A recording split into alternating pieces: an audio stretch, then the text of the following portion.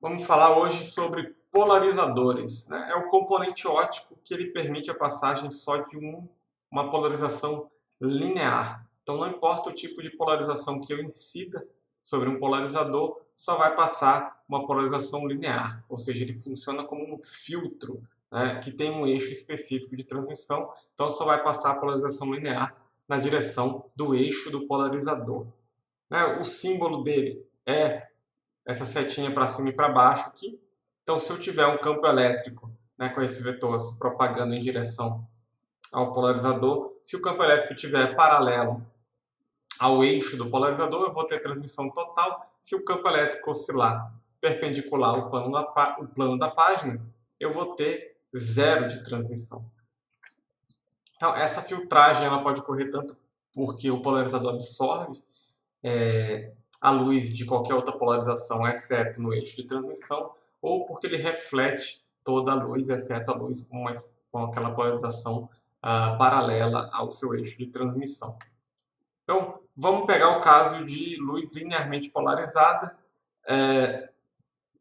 e pegar um caso mais geral. Então, não é nem paralelo ao eixo e nem perpendicular ao eixo. Está num ângulo θ com o eixo de transmissão do polarizador. Então, uma visão de frente, né, como se ela estivesse se propagando em direção a gente.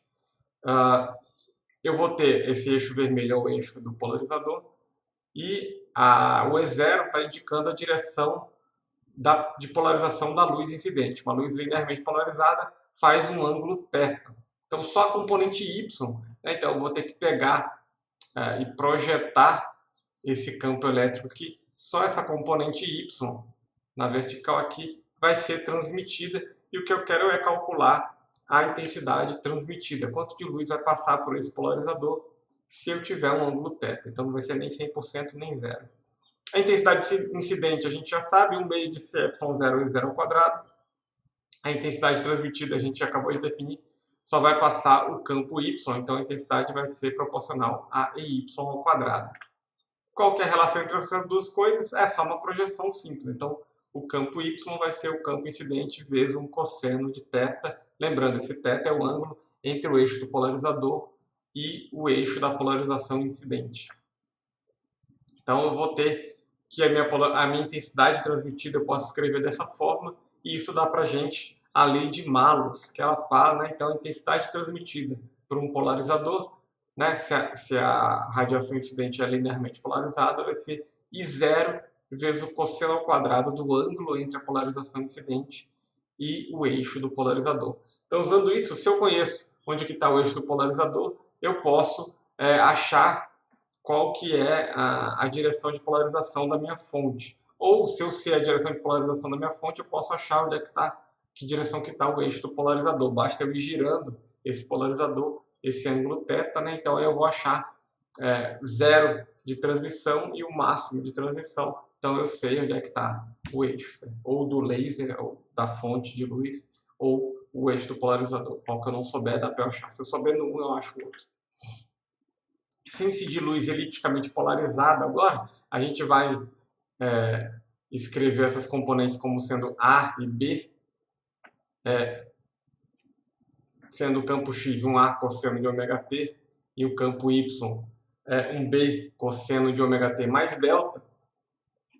A intensidade incidente vai ser uma coisa proporcional, né? Então eu vou ter uma intensidade relativa ao campo o campo X e outra intensidade relativa ao campo Y. Eu só repeti um pouco aqui o que está no outro eixo, só para a gente fazer isso aqui rapidinho.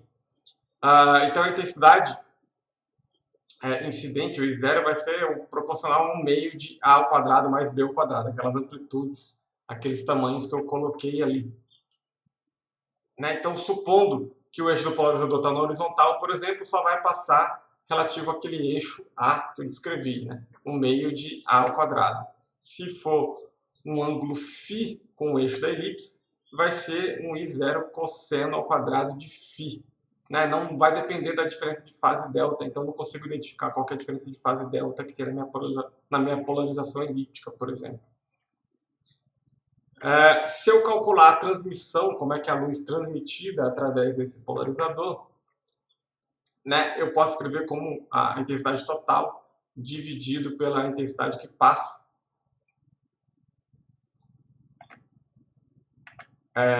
O campo máximo e mínimo aqui, na verdade, eu mudei o nome, mas enfim, é basicamente o eixo maior e o eixo menor da elipse. Tá, eu fiz uma descrição não em termos daqueles coeficientes A e B ali que eu escrevi, mas em termos do eixo maior e o eixo menor da elipse, o campo máximo e o campo mínimo nessa polarização aí. E o que a gente vai ter é um gráfico mais ou menos como esse aqui. Eu tenho uma oscilação, né, conforme eu vario o ângulo entre o eixo do polarizador e o eixo da elipse. Eu chamei de φ aqui na figura tá beta, mas é só questão de notação, tá certo? E o que vai acontecer? Eu nunca vou ter transmissão zero, que nem a gente tem na polarização linear, né? A polarização linear está aqui. Se eu colocar meu polarizador cruzado, né, 90 graus com ela, né, aqui está o π sobre 2, aqui eu vou ter um mínimo, mas não vai para zero a transmitância, que nem vai na polarização linear. E a outra coisa é que a intensidade máxima também nunca vai ser igual à intensidade incidente. Por quê? Porque mesmo que o meu eixo do polarizador, por exemplo, eu coloco ele naquele ângulo θ ali. Eu coloco o eixo do polarizador paralelo ao eixo da elipse. Mas veja, eu vou ter um campo elétrico perpendicular a esse eixo. Né? Então, o eixo maior e o eixo menor são perpendiculares. Eu sempre vou ter uma das duas componentes. Então, eu sempre vou estar cortando um pouco da luz. Então, nunca a intensidade vai ser máxima se eu colocar uma polarização elíptica passando por um polarizador. Então, varia mais ou menos como isso aqui, né? Essa variação entre o I máximo e I mínimo é dado por essa expressão aqui, né? Da transmissão, quanto que vai transmitir de luz. Nunca vai ser o máximo, mas também nunca chega a zero.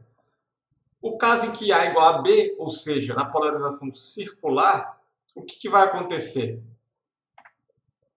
A intensidade transmitida vai ser sempre um meio de I0 da intensidade incidente. Por que acontece isso? Então aqui, não importa a direção. Se eu colocar, por exemplo, o eixo do polarizador na vertical, eu vou estar cortando o campo, a componente X do campo, por exemplo. E no caso da polarização circular, é sempre metade, né? Metade do campo está na vertical, a outra metade vai estar na horizontal, digamos assim.